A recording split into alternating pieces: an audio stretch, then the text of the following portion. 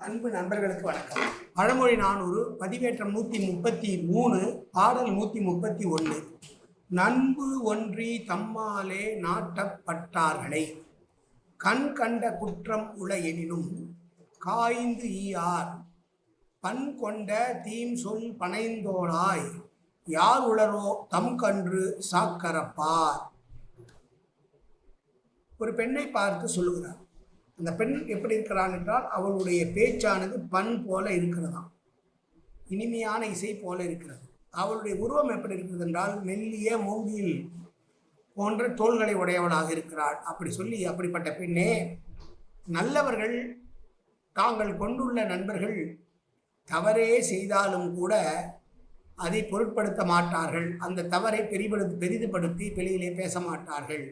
நண்பர்களை விட்டு கொடுக்க மாட்டார்கள். பசுவும் கன்றும் இருக்கிற பொழுது யாருமே கன்றை கொண்டு விட்டு பசுப்பாலை கறக்கலாம் என்று நினைக்க மாட்டார்கள் நல்லவர்கள். அதுபோல நல்ல நண்பர்கள் ஒருவருக்கொருவர் பிணக்கு ஏற்பட்ட போதிலும் மற்றொருவரிடம் தங்கள் நட்பை காட்டி கொடுக்க மாட்டார்கள். எப்படி தாய் பசுவிடம் பால் குடிக்கக்கூடிய கன்றை கொன்றுவிட்டு பால் கறக்க நினைப்பார்களா மற்றவர்கள் நல்லவர்கள்? அப்படி நினைக்க மாட்டார்கள் அல்லவா? அதுபோல நல்லவர்கள் தங்கள் நண்பர்களை தாங்கள் கொண்ட நட்பை விடமாட்டார்கள் என்று சொன்ன பாசுரம். அறிவுடையோர் தாம் கொண்ட நட்பினர் குற்றம் செய்தாலும் அது கருதி கோபம் கொள்ள மாட்டார்கள் என்ற பொருள் உரைக்கிற செய்யும். மீண்டும் செய்யும்.